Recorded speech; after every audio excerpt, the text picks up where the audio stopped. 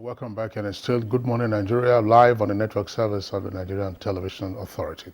As a prompt for our conversation this morning, let's listen to this background report by our correspondent, Abdulsalam Jibril.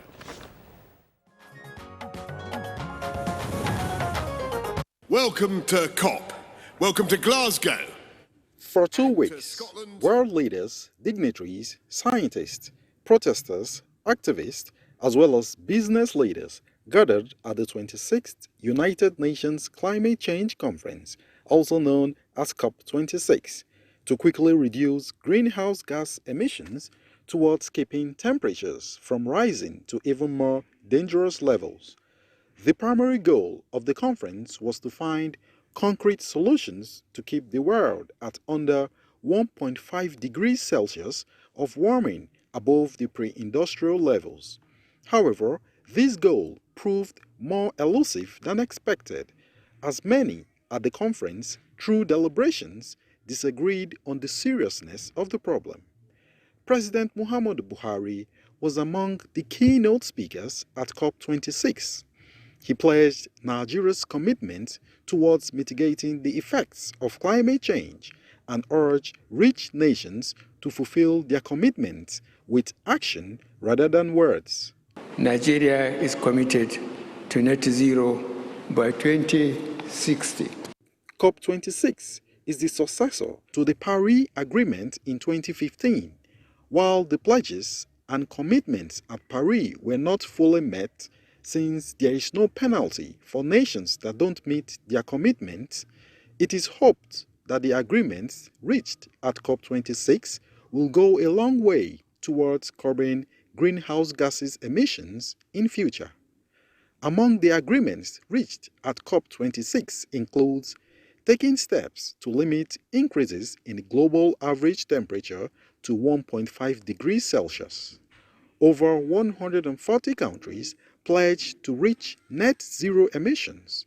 More than 100 countries pledged to reverse deforestation, among others.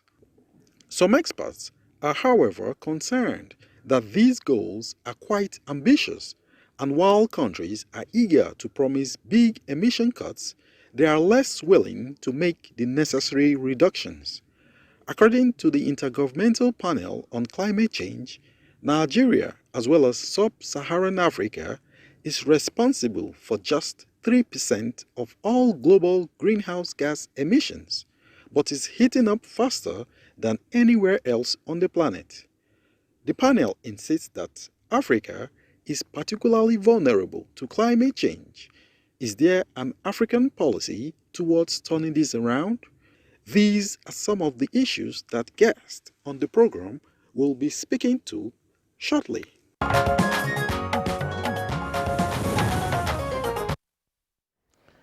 And joining us to discuss COP26 Climate Pact in the studio is Senior Special Assistant to the President on Media and Publicity, Malang Garuba Shehu. Welcome to the program, sir.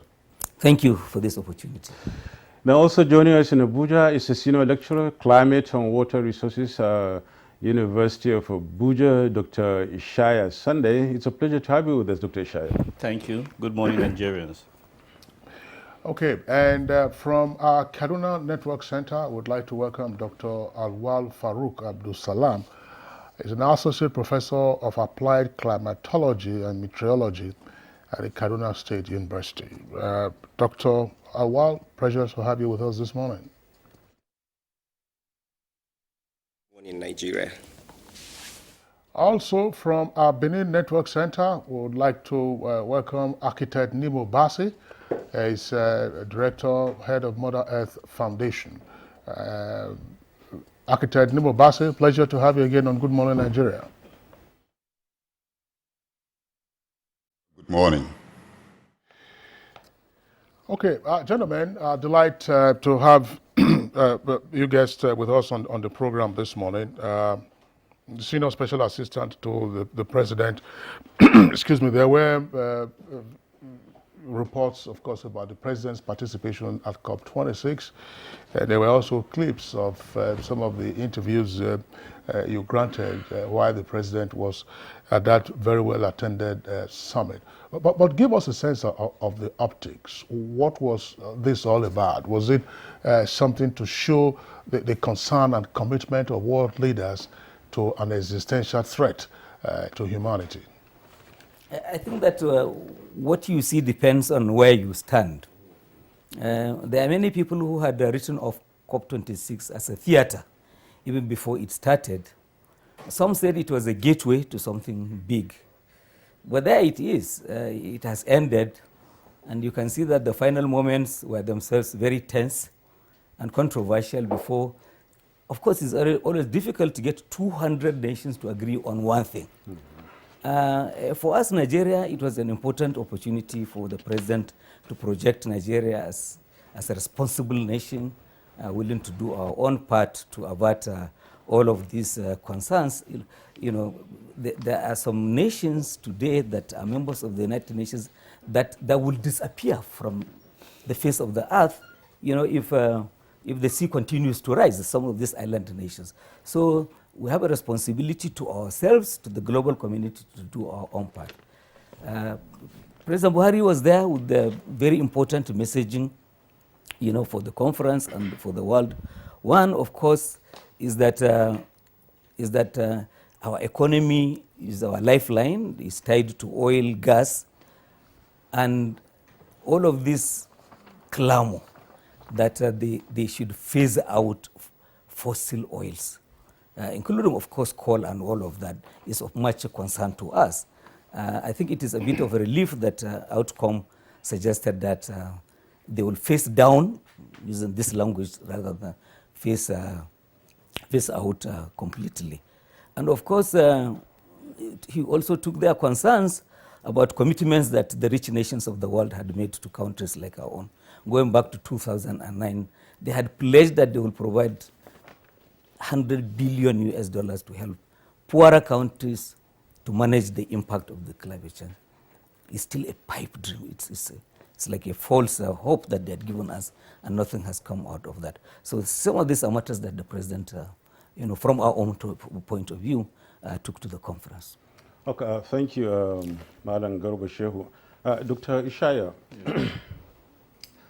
at the end of this conference, we're talking about the Pact now, really, and having, you know, sat these countries for many days, talking about almost 2 weeks, talking about the climate and how, you know,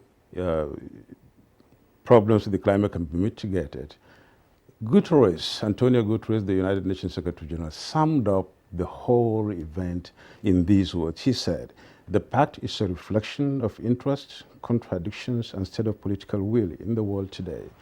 You must have known the Pact and seen the Pact and then maybe gone through it.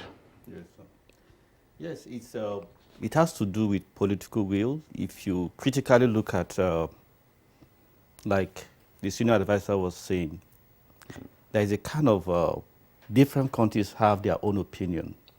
In fact, if he was there, he understood clearly that Russia, China, you know, those are larger countries. They shy away from contributing towards mitigating and reducing the impact of climate change. And if you look at it, China, India, Russia, they tend to have the highest number of people living on Earth. Yet, their political commitment is weak towards tackling the issue of climate change. If you look at the United States of America, shortly after the former president of the United States of America left office, you know, when Donald Trump came, after 1 year, he began to revert virtually most of the decision of which Barack Obama made about issues that has to do with climate change.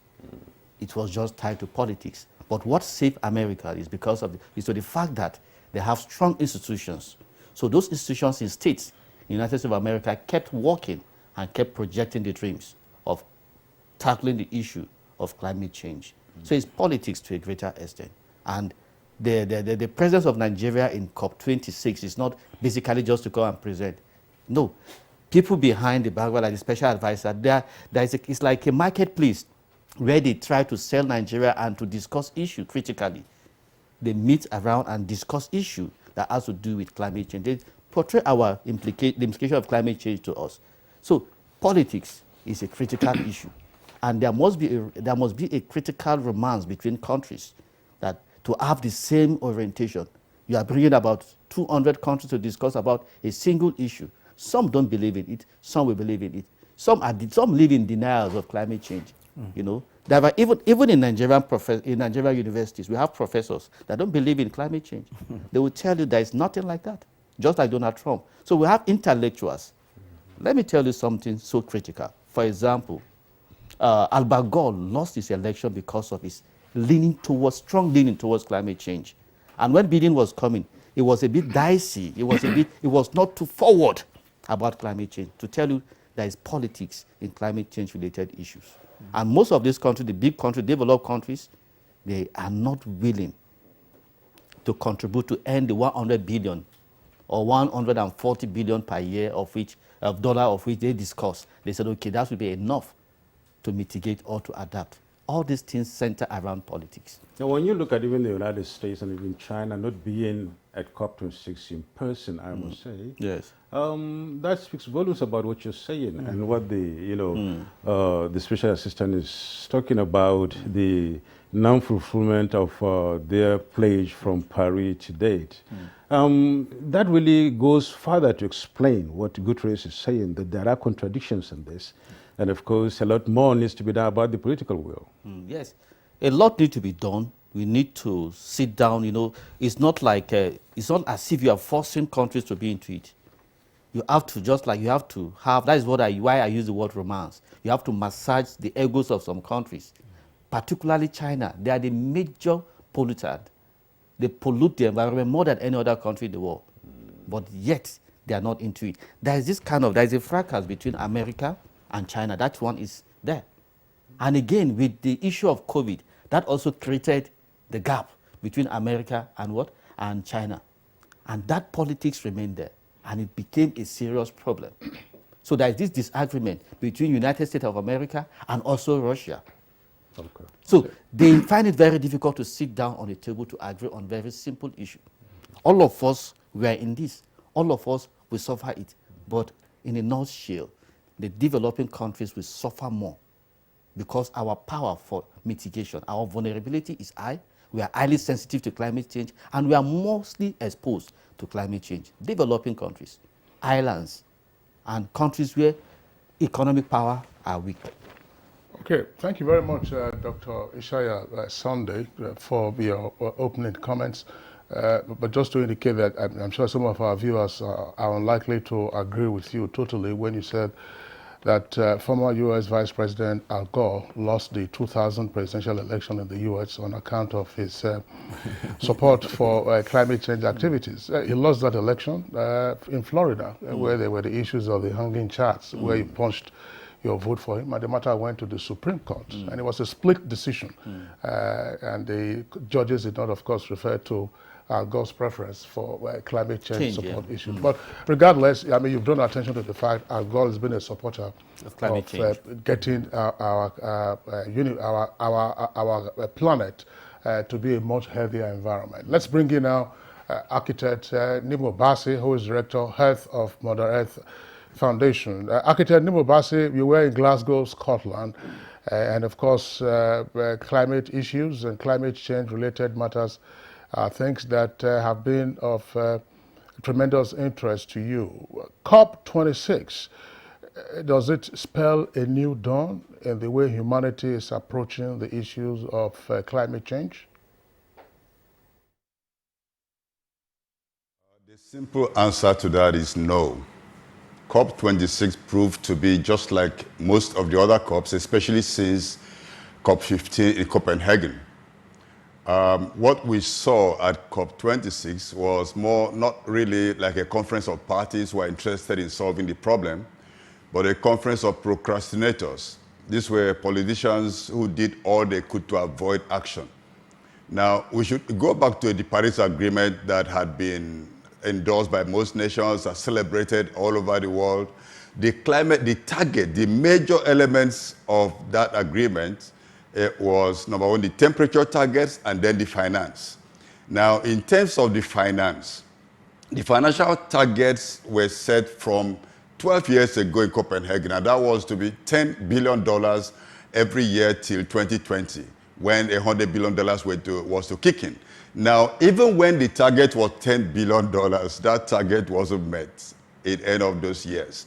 And so when they shifted, it got to the time for the rich nations to give $100 billion US to the poorer nations.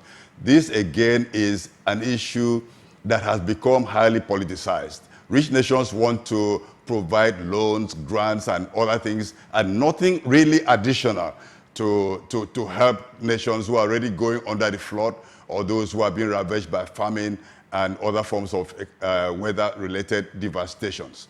So the climate finance is a sore point, and COP26 did not resolve that, and they just went up, say, encouraging the rich nations to do this, to do that, without setting the mechanisms and without any level of enforcement of whatever target they set. Now, the temperature target of 1.5 was 1.5 and well below 2 degrees. That's what was set in Paris. And we should have, the nations in Africa should have said, no, this target wasn't right. These targets were not right at all. Because when you say a global average of 1.5, it means more than 2 degrees Celsius temperature increase for Africa. Other nations could survive 1.5, but 2 degrees difference for Africa is too much. Right now, the global average is 1.1 degrees Celsius temperature difference. And we're already seeing the kind of weather events we're having: fires in the rich nations, floods everywhere, famine in Madagascar, and freak storms, cyclones on the southeast borders of coastlines of Africa. So coming away from COP26 without serious concerns for the still celebrating 1.5 degrees, which is actually a death sentence for Africa, celebrating 1.5, which is a serious anti-people target for small island states, and then holding an empty bowl for climate finance that is not forthcoming. I think it was a big disappointment. Thank you so much, Nino Basi. Let's go over to Kaduna and then hear from Dr. Abdul Salam.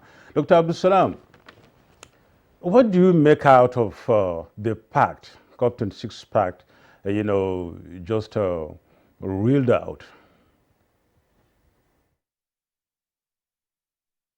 Well, good morning, Nigeria, again. The last speaker has summed it off. The expectation of concerned nations and concerned people about what is going to be the outcome of the COP26 was very, very disappointing, so to say. The pacts reach, I can summarize them into 6. One is the issue of cutting emissions. Of course, there are a lot of promises from almost nearly 200 countries that they are going to reduce their emissions. And let me add this before I continue with it. The issue of 1.5 degrees Celsius target, like has been mentioned or has been said even during the COP26, is in the coma or is on the lifeline.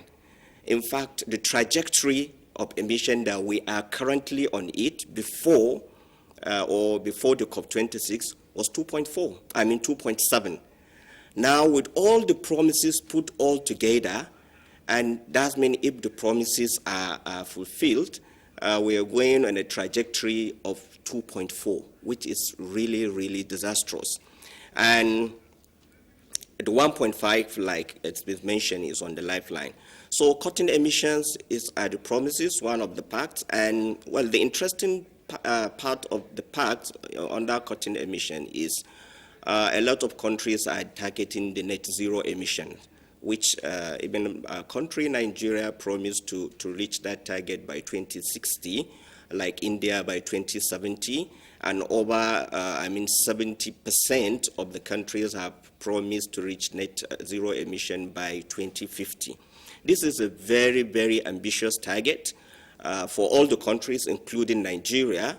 But like in Nigeria's commitment communication, which the president summarized in his speech, I think Nigeria was smart enough in putting a lot of caveat in the speech that if the proper financing and proper transfer of technology is provided, this is what we are going to reach.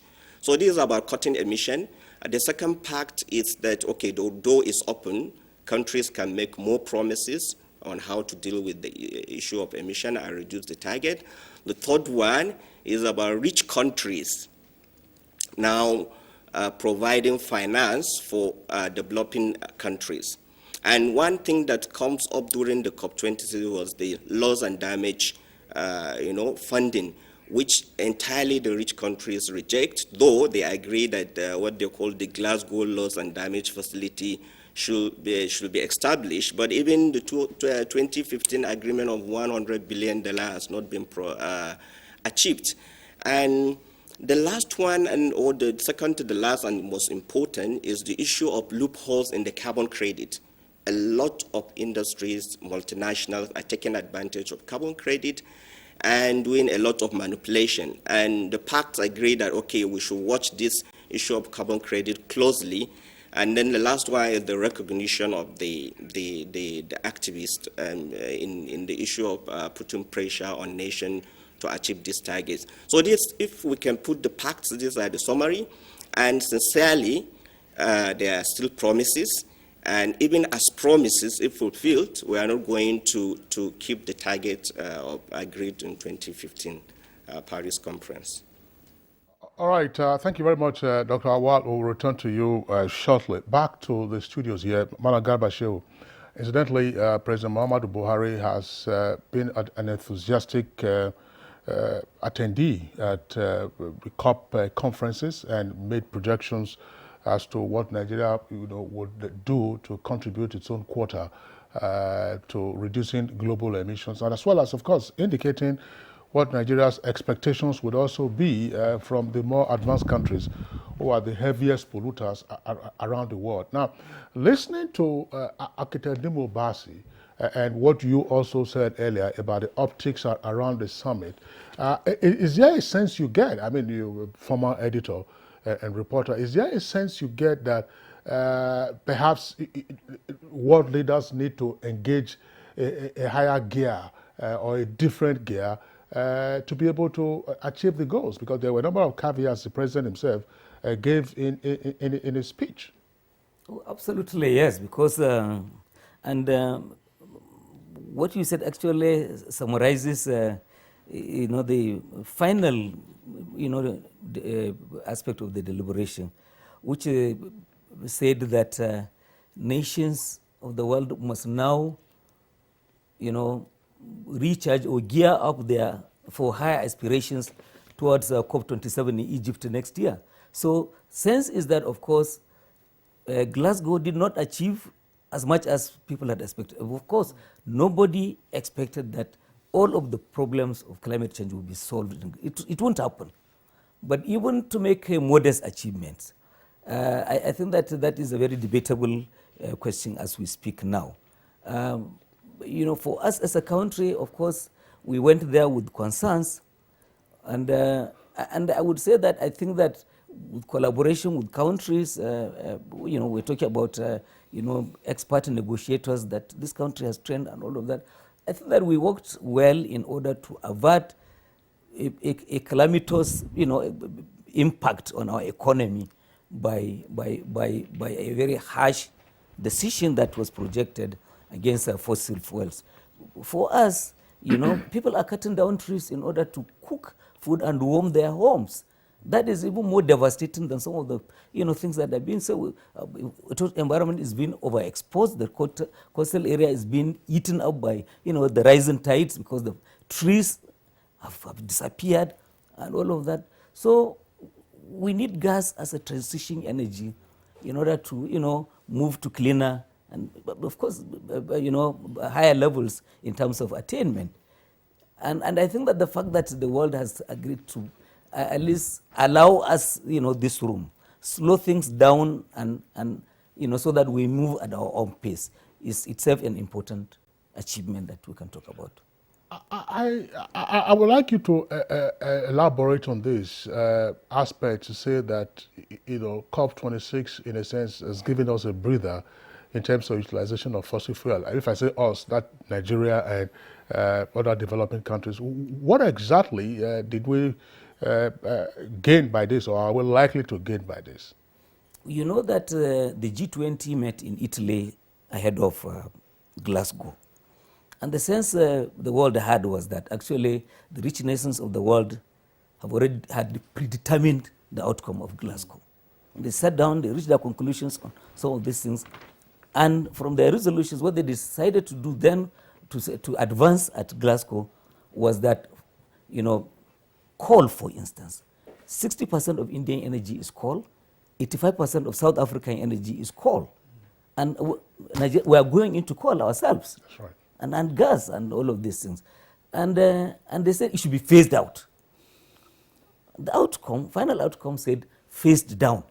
It's semantics, but there is sense, there is meaning in all of that. So Nigeria this is why our Minister of Petroleum Resources, Chimpre Silva, is talking with a lot of energy, asking for investments, because the rich countries were calling for defunding. They were asking their banks to stop funding, gas and oil. That would have been injurious, really, for an economy such as our own, which I said heavily dependent, on fossil fuels. We are now saying up to 2060, we are moving, and we have huge ambitions, for clean energy. 25 million Nigerians going on solar. The process has begun, and so much that is going on. Government ministries, even here in Abuja, they've been taken off grid now, and they've been powered by clean, renewable energy. So we're making gradual progress, and we're a serious nation in this regard. Mahagaba, and another my colleague, I'm tempted to, let's go back to architect Nimo Basi. Nimo, while still on this issue of phasing down fossil fuel as a source of global energy, what did developing nations or nations heavily reliant on fossil fuel gain in actual fact? There is a political undertone that we'll address presently, but what did we gain by that? That twist in the agreement came at the last moment through India. And I think India just offered itself to be used as a symbol of the failure of COP26. Because as the advisor to the president said, phase down, phase out are just semantics. But it was really ridiculous to see phase down in the agreement. And it is that twist in the agreement means that those the negotiators, especially those from the rich countries, and from the fact that the fossil fuel industry had delegation of more than 500 delegates at that conference. So they had unbearing influence on the outcome of the Glasgow COP. What it means is that it's a denial of the fact that we are living already in a climate emergency. And so you phase down coal, which means continue to use coal, then phase out subsidies, inefficient subsidies on the rest of the fossil fuels. It means just keep on polluting.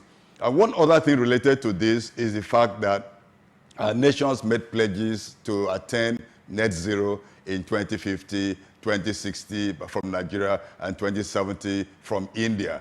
When you talk about 2050, 2060, 2070, it means that the politicians believe that we have time. That we have time to look at how comfortable we can lead our life, how we can continue polluting, releasing carbon into the atmosphere, how we can go on with business as usual and not change. But, this means just placing the children of today, we're getting them set to face a very difficult future because they don't have 30 years to wait. They don't have 40 years to wait. They don't have 50 years to wait. They don't have the time. They talk about today. The emergency is for today. A lot of people are going to bed hungry because of climate impact on food production. A lot of people are getting strange sicknesses because of climate change.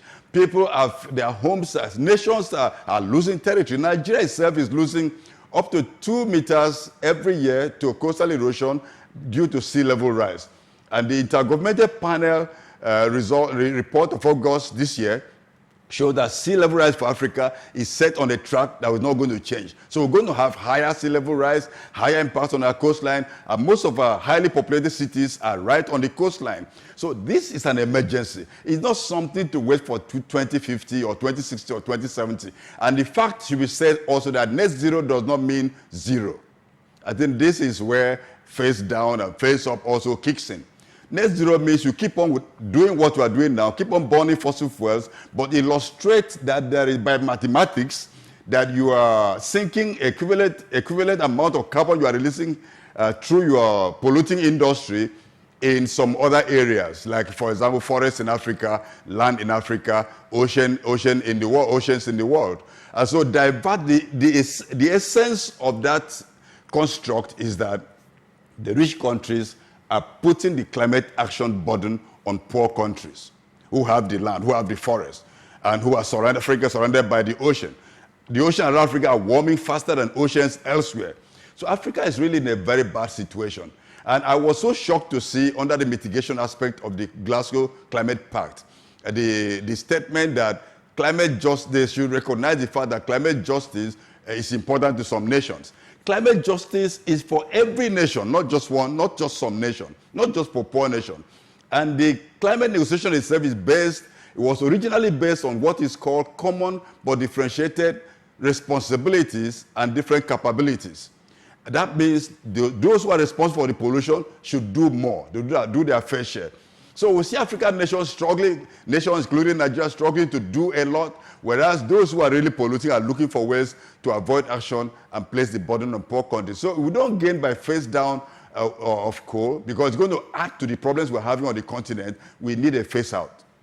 Not just coal, we need a face out of gas flaring in Nigeria. Gas flaring is a finger in the eyes of the people.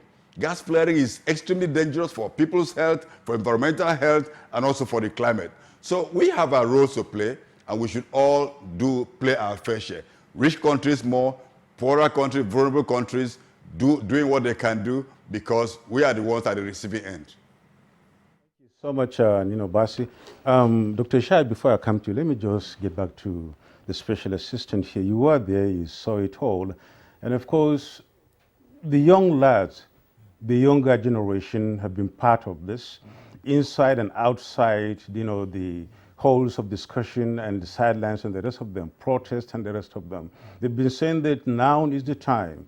But inside, from the discussion we're having at the moment, it seems as if it's all politics and nothing so serious seems to address the concerns of these young lads.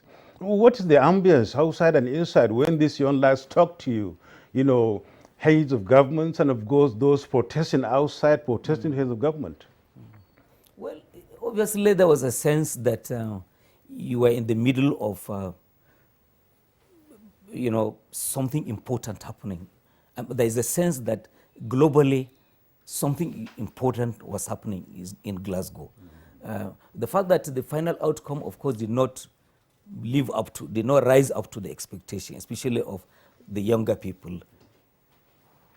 That obviously was a disappointment. But it was also something else, being in the middle of, people from all the corners of the world. There's that sense that, beside the, excruciating cold that you suffered in Glasgow, an important message was being delivered, and from all the corners of the world, that the world is in danger, we're in trouble, and what can we do? So outside you had the agitators, really firing at everyone with their messaging.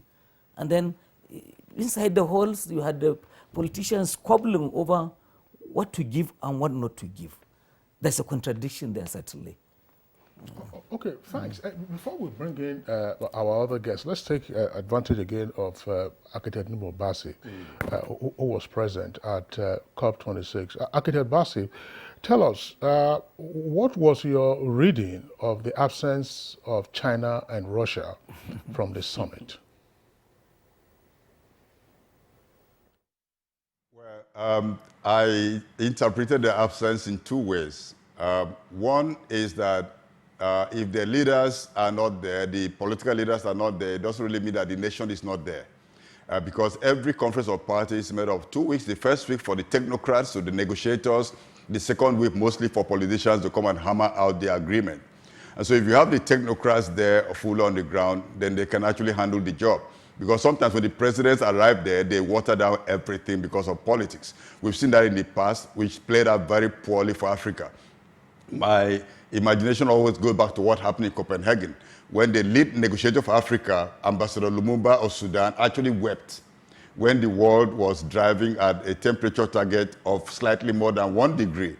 He was insisting on 1 degree, and all of us would say, don't kill Africa, don't go beyond 1 degree. But now everybody's celebrating 1.5 degrees. And when the political leader came to Paris, which was the president of Ethiopia at that time, everything just went. Africa, everybody just accepted whatever was on the table, and that was a big disappointment. Of course, America played a big role by bringing the Copenhagen Accord at that time. Now, what we're seeing now with regard to all these issues is that India, and especially China, the pollution that we blame China for is also caused partially, and maybe to a large extent, by exported pollution. The United States does a lot of their manufacturing in India. The European Union does a lot of manufacturing, in China. And so the pollution that ought to be in the US is being released in China. And the argument some of us have is that that pollution will be accounted for the US. If you count the exported pollution to the origins of the actual pollution, those who move their industry to other nations, you find that China may not be the villain as is being painted at the time. Now, China, I'm not saying that China should be left off the hook, because China is doing some really very hard and destructive things on the African continent. Deforestation, pollution through extractive industries, and so on and so forth. But yeah, so my summary is, not having the leaders of these two nations on the table doesn't mean that the nations are not there. Thank you so much, Dr. Shaya. Let's just link up to what he said, exportation of pollution. When you look at that, America takes, some of its industries and start manufacturing in some countries, especially China, and then connect it to what China is doing in Africa too, is somewhat like exporting some to Africa, which is much more vulnerable. And it's been said that Glasgow must really deliver on the promises of Paris. I mean, what's really happening? Yes, you see, achieving this goal of Paris Agreement is somehow bleak. Like the former speaker was saying, if you look at it from a very serious dimension, Americans and other developed countries, they set up industries, institutions that will pollute the environment, not within their own countries. They take them out of their countries. The Canadian government will take it out of Canada. The same thing, the American government will take it out of America.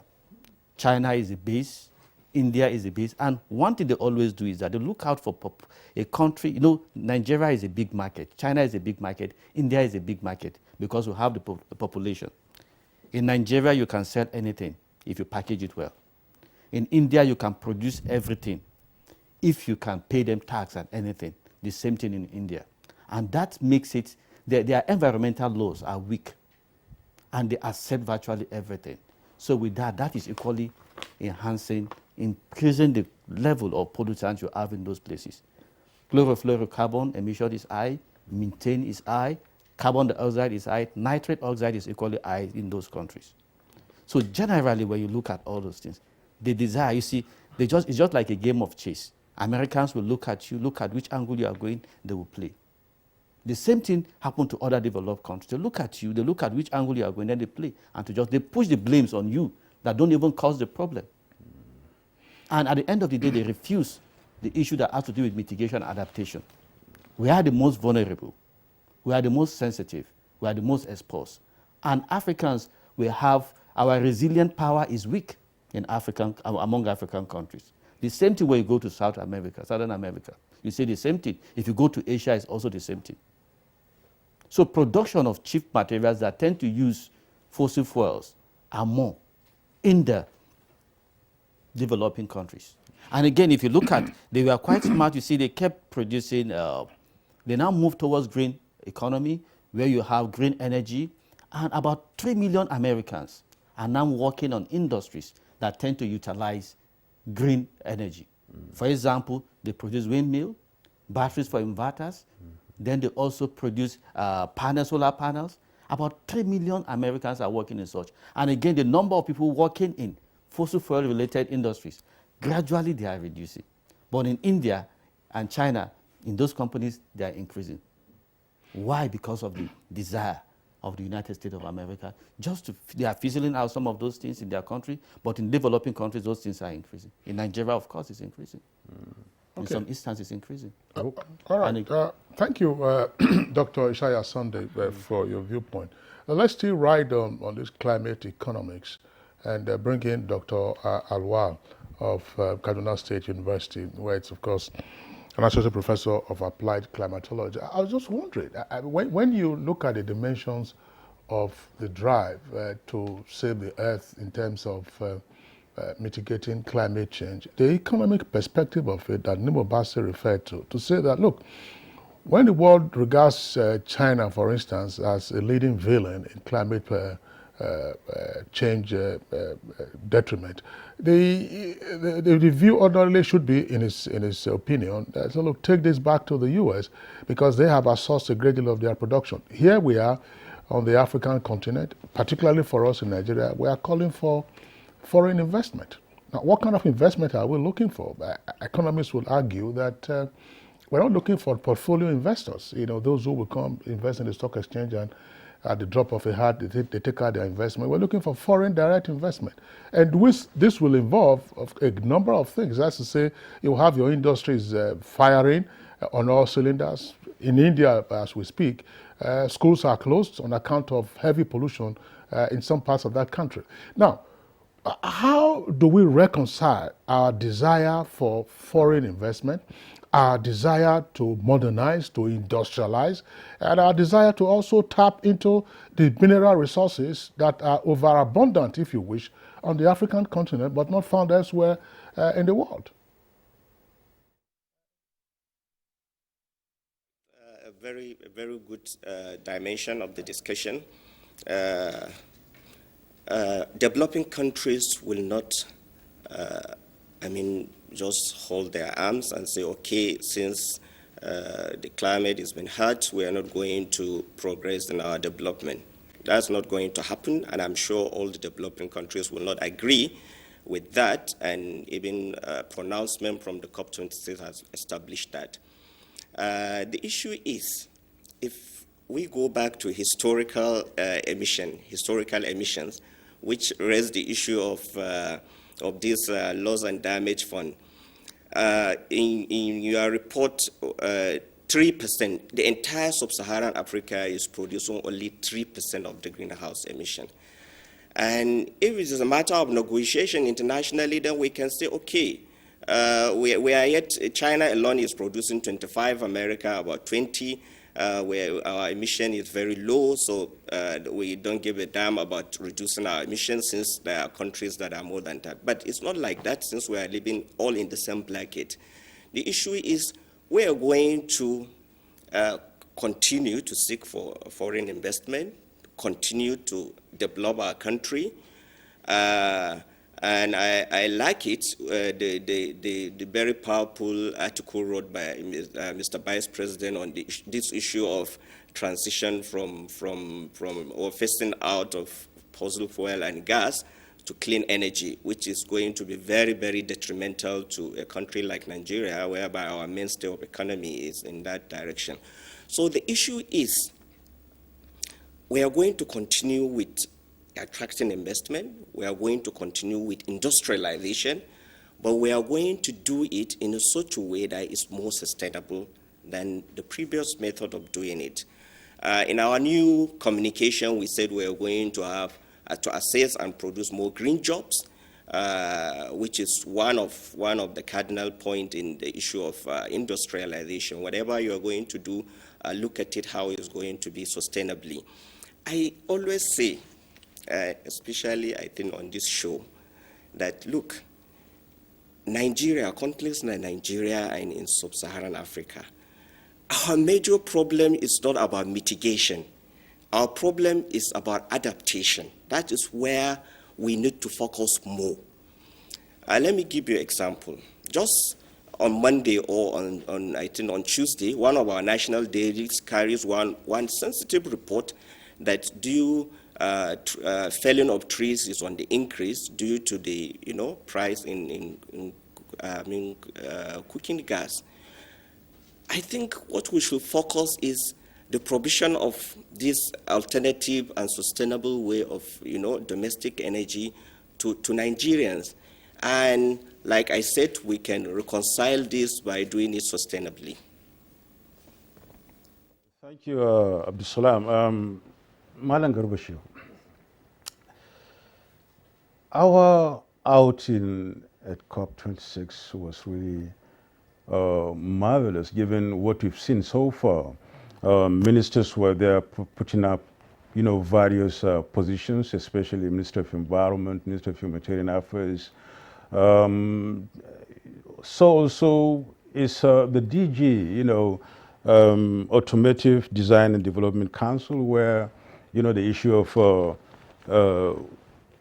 electric and auto gas issue came up, vehicles that are supposed to be rolled out. But the targets here have been between 2040, 2050, and the rest of it. Do you see us with this kind of projection and strategy we've put in place? Do you see us really meeting or getting close to meeting our targets in this regard? And then looking at the kind of difficulties we have in so many areas in trying to manufacture and then get things done quickly in this country. Well, as a serious country, we said our national determined objective, which every country has, that we will reduce 20% from business as usual by 2030 on our own. Okay.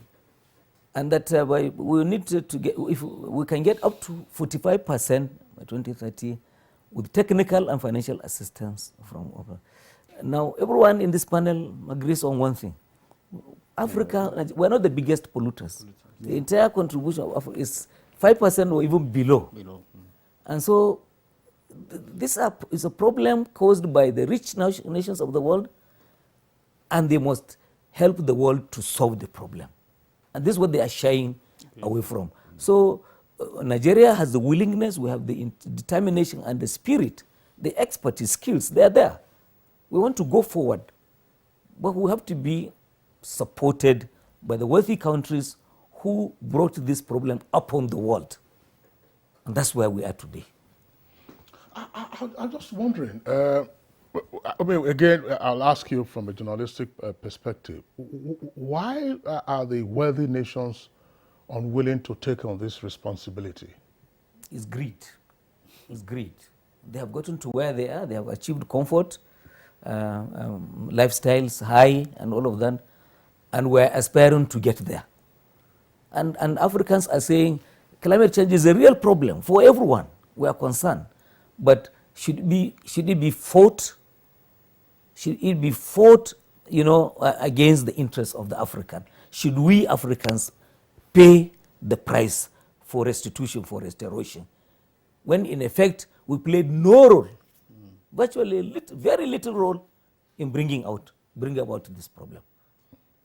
Akikanim Obasi in our Benin Network Center, let's have your take on this with respect to the unwillingness of the advanced countries in paying up, as it were, for the pollution that has led to very challenging climatic conditions we're now having.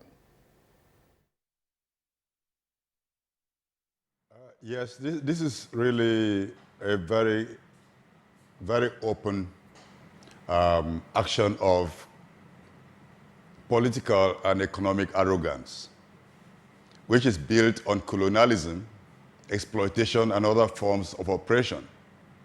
They're using the issue of power, in terms of political power, economic power, to browbeat other nations and to ignore responsibility. But the truth is that there's actually a debt that is the global north or the rich nations owe the vulnerable nations, which can be called and which has been called climate debt.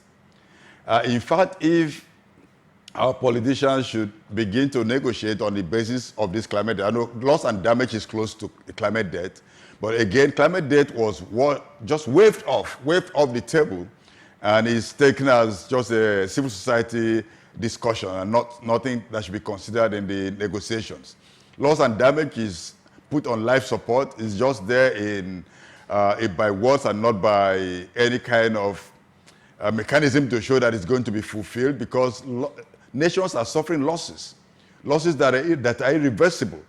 And someone should pay for it. Someone should help them to recover. Nations who are going underwater. Some nations are having almost everyone seeking ways to migrate to go somewhere else because their territories are no longer habitable. I'm talking about some small nations in the Pacific area.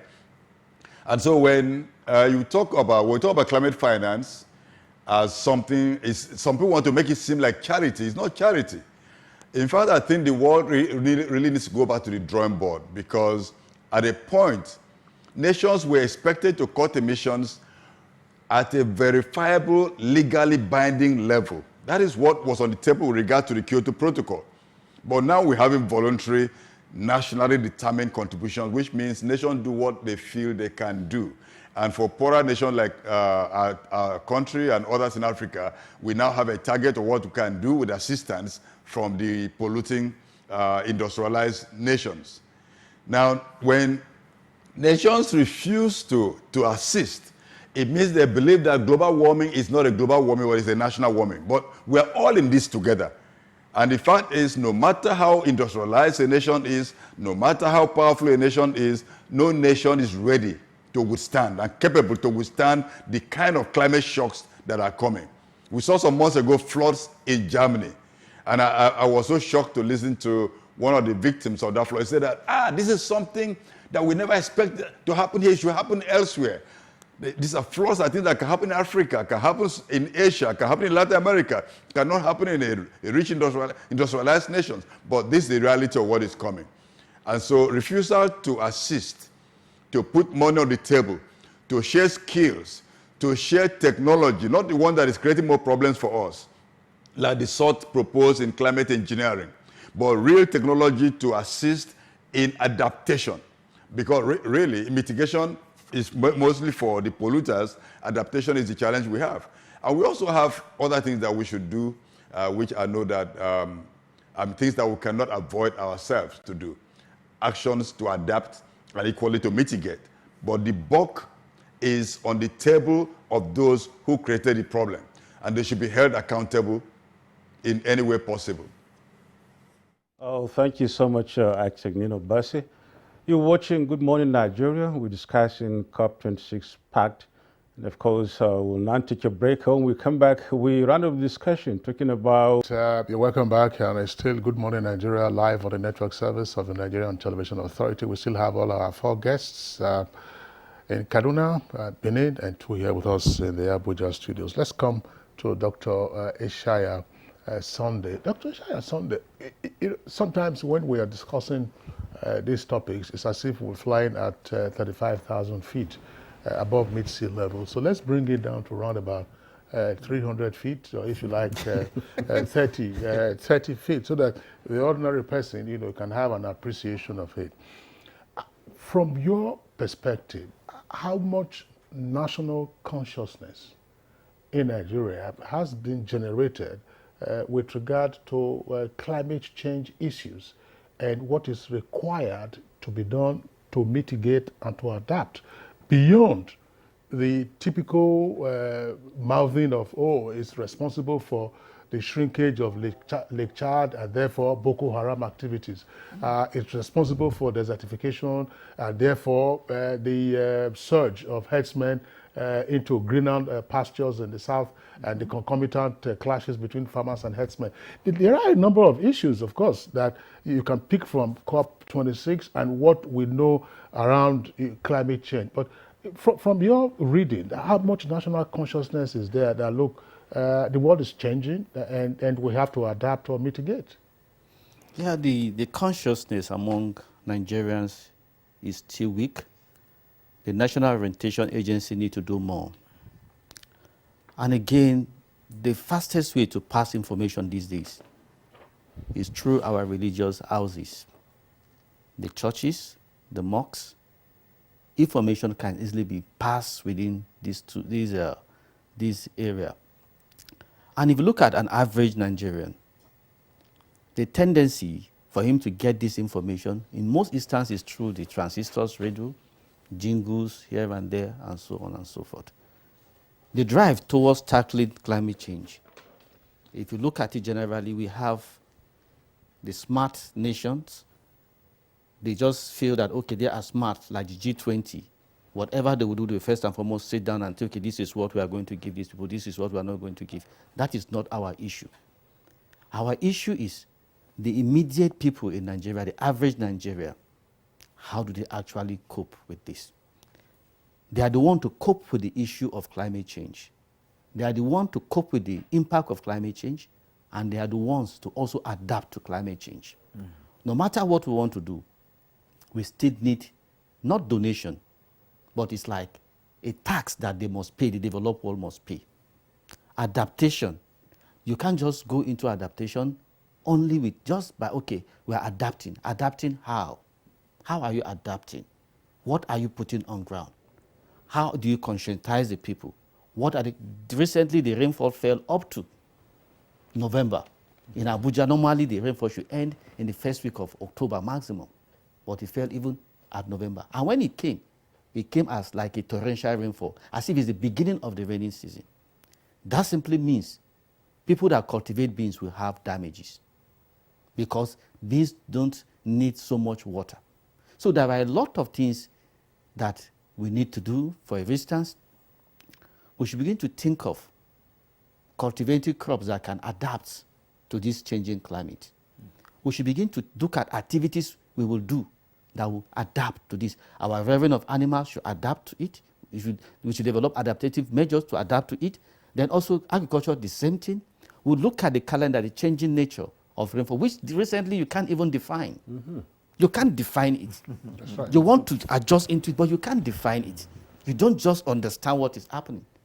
We give, if you look at NIMED predictions, it was defied last year. This year also defied. So we have a lot we need to do. Apart from, like, for instance, one of the major things we do, okay, by the time issues are being tackled, like the Great Green Wall, if they develop the Great Green Wall, yes, it goes. It also enhance the value of climate in African sub-region. Then also, you also look at how to enhance the value or the amount of water you tend to have within the system. If you enhance water value or quantity of water you have within the drainage system, that will also enhance economic development because that will lead to development of clouds in some areas, and from cloud, then the cloud will increase rainfall, then also it will enhance agricultural activities. You engage the people, that will reduce migration, that will reduce conflict, and that will reduce a lot of socio-economic crises within African sub-region. And building resilience within urban areas as well as rural communities will also help in reducing this impact of climate change. And most of the time when we talk about this issue, we just refer them to maybe the coastal region, and we talk about the far northern part of Nigeria, and we look at peripheral issues without looking at what is in the pocket of individuals. That is what enhances their adaptive capacity. How much do you have? What other things do you do? What energy do you use? How are you changing your energy usage? Those are the key issues to be looked into. Now, when really most Nigerians generally are, battling with the stomach infrastructure, if I may use that phrase, you find these kind of suggestions becoming somewhat strange and then like a blow somehow to them that I'm trying to get myself, at least 2 square meters in a day. And here are people in government and all over the world talking about how not to use this and how to use that. I mean, that sounds strange. Strange, yes. If you look at, of recent, when you go to the fringes of FCT, before now you hardly see charcoal, the charcoal moving into FCT, into the federal capital city. You hardly see fuel wood, the firewood, as it's popular called, moving into the federal capital city. That is FCC.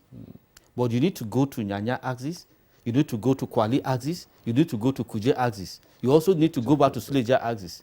The roads that move into the FCT, if you stand by the road and begin to count the quantity of firewood and charcoal that are moving.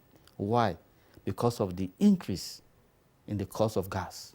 Yeah. So people have moved into that. You will see even bigger homes. You see people, they will cook with gas, but they will boil water they use to take their bath with what? With coal and firewood. That's true. So, and that is also exacerbating. It was honorable. Dr. Sunday was talking about beans needing small water, and my mind just went somewhere. I mean, don't laugh, because I mean, we all in the northern part of Nigeria here. It's called kose. Kose is akara. Akara, yes. And we all And know cocoa. it as akara. I have never seen any akara fryer using gas. To say, you know, you have this locally fabricated industrial gas burner with a cylinder. Those who cook for parties and so on and so forth, those commercial caterers, they normally use it. But every morning, and akara usually available in the mornings, Mornings occasionally in and the evening, evenings, really. you will see it is firewood that they are using. Where is the firewood coming from? Drive around Oshogo. Absolutely. It's where is the firewood coming? You were talking about reorientation to say, look, can we get away from this? Because the less number of trees you hew to get your firewood, of course, the healthier our environment is likely to be. If every morning I tell them to say, look, go and buy me a akara, I don't know how much it is now, probably 100 or 200 naira. It's wood that they are, fuel wood that they are using, and that helps our environment. That's talking about the stomach infrastructure, really. We will now really take your break hugely, and then we'll be back in a moment. Please stay with us. All right, you're welcome back, and it's still Good Morning Nigeria on the network service of the Nigerian Television Authority. We're on the home stretch now. Very, very quickly, let's get the views of Architect Nimo Basi on this whole issue of national consciousness regarding mitigation and adaptation. I want to cite a few examples so that you can take it from there.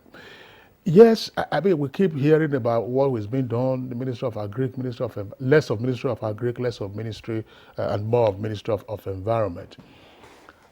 Are we investing appropriately and creating the requisite jobs, for instance, to green our country? I don't know how many kilometers have been cultivated and groomed in the Great Green Wall, but you are joining us from our Benin Network Center. You know that the kind of timber trees that you used to have in Edo State 30, 40 years ago are no longer available. I mean, sometimes you drive on the Benin-Shagamu Expressway and you see the timber trees that have been cut, have been felled around Ondo, and those they look like pawpaw trees. So you're asking yourself, are we greening our country? The mangrove area, we had a report here, but I think you and I were on set that day. There was a report from Senegal of a gentleman, who has instigated and ensured that they have planted about 1 million mangrove trees. Are we doing enough in this direction just for ourselves in the first instance? Thank you for that question. I think this is one area that we can really bring about consciousness generally amongst our people about climate change, is by taking action that people would learn very easily, because people learn as they do or as they see others do things. And it's a very big opportunity for right now. People know that the weather situation pattern is changing, but not a lot of people can characterize this as climate change or understand the technicalities or what is driving that change and how it can be tackled. This is what people need to learn, and this is what I believe there should be much more investment in the Ministry of Environment. The budgetary allocation for the Ministry of Environment should be much elevated than what we have now. If you look at many of our ministries, there's very little that they have. Climate change is a cross-cutting issue that should involve all the ministries, more or less. But particularly, the Ministry of Environment should be assisted to do this work. And as you rightly mentioned, the Great Green Wall should be a classroom for not just experimentation, but for teaching and for economic activities. And that can happen. I know the country is receiving assistance towards getting that Great Green Wall being a reality, but building that belt from Djibouti in East Africa to to Dakar in West Africa, if that is done, it will be a game changer in terms of a lot of climate impact that we have on the continent. It may even change the pattern of a number of things, including rainfall, because that is a big stretch of land. And the depth of the green wall is expected to be about 15 kilometers, which can be expanded. We need to ensure that Great Green Wall is planted with indigenous tree species, not imported foreign water guzzling trees. If you bring indigenous tree species that communities living in that belt know, utilize, and understand, they would ensure that those trees survive, and then they will protect it. And we should also learn from indigenous ways of regenerating the Sahel and the forest. We have local farmers in Burkina Faso who are able to generate the Sahel into a forest by using local knowledge and local technologies. The same in Niger Republic, where farmers have a method of regenerating roots of trees that you thought had died, they just bring it back to life. These are not exotic technologies, they are things that local people can do. And rightly, as you said also, the mangrove belt on the coastal line of Nigeria, a lot of people, I know a lot of women in Ogoni area who are raising up mangrove nurseries. And mangroves are very important to hold the land. These are the first line of seawall, defense against coastal erosion. And they also provide spawning ground, breeding ground for fish, and growing ground for the young fishes, the juveniles.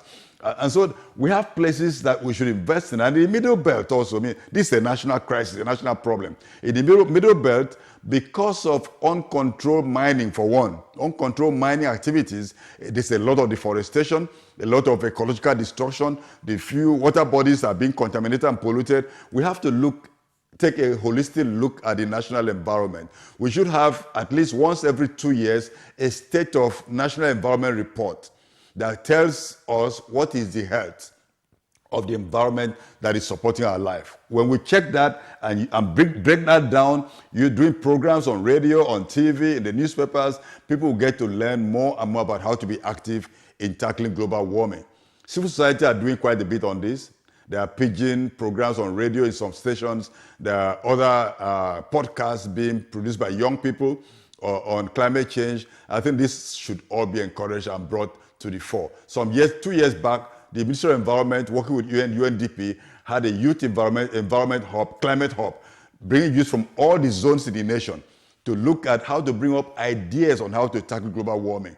And there were brilliant ideas brought forward. The question is, what has been done with those ideas? Where are the youths who took part in the series of trainings and sharings? This is something that should be done regularly because the future belongs to the young people, even the present belongs to them, and they have the ideas. Many thanks, Nino Basi. Dr. Abdul Salam, as we run up this program, let's not lose sight of the fact that since we are not, as a country, not all alone in this whole problem, it's a global issue. And of course, the rich nations seem not to be willing to give up as such, just like as being postulated much earlier on, that they are more or less more comfortable than we are in this regard. But this calls for really negotiation in this regard so that we'll be able to find, a soft landing and then get things done for ourselves as a developing country. Dr. Abdul Salam, how potent is our negotiation capacity in this regard if we should really negotiate on this basis to see to it that we are very much carried along? Well, thank you. I wanted to throw some words on the issue of the national consciousness, but I will respond to this first. I think no matter how poor in court we are and less developed we are, we still have some bargaining sticks that we can use to bargain and demand, like Med mentioned earlier, and demand. It's not a charity. You are the faulters and you have to pay for it.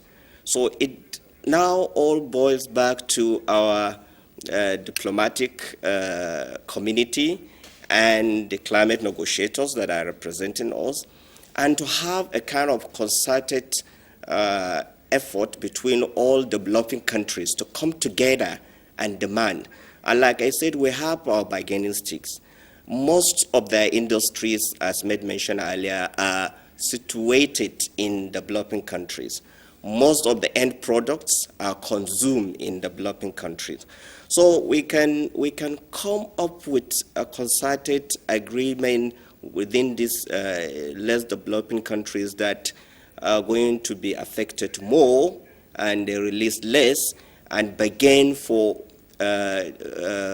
this, I don't know what to call it. Like I said, it's not a charity, but demand for this climate finance, climate funding, and transfer of technology. This is the only way out. The second way out is, the developing nation can stage out from all the conference of parties if the developed nations are not serious enough. Okay, we live in the same blanket, you are more comfortable, and then we come back and think, inside the box now, not outside the box, on how to protect our next generation and future generation by looking inwardly and like in our new... Dr. Alwal, sorry, we're having to come back to our Abuja studios. We're getting pressed for time. Just to get the closing thoughts of the Senior Special Assistant to the President, Malam Garba Shehu. Malam Garba Shehu, at the end of the day, we're bringing this down to our national level. What, in your opinion, are some of the key lessons that we can take from COP26 to drive our own national ideas on how to protect, preserve, and refresh our environment? Well, let me say, and I'm announcing for the first time that the President has just signed the climate change bill passed by the National Assembly, issuing a statement perhaps later today, which is to show that... Please take that again, take it again. That the President has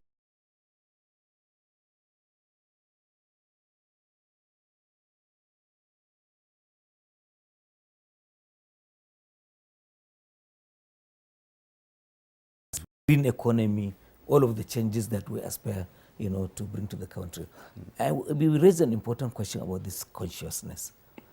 And I think that, by way of closing, I think that what is happening with the infrastructure, the vandalism, is exactly the same thing happening with the green belt and all of those things.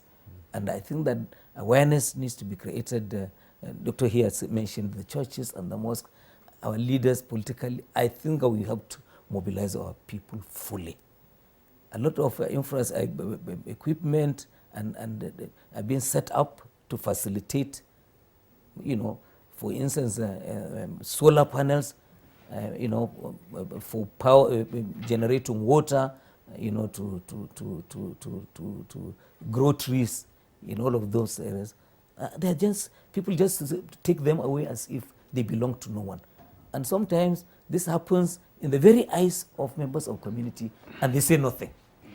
So we have to change our attitude towards some of these things.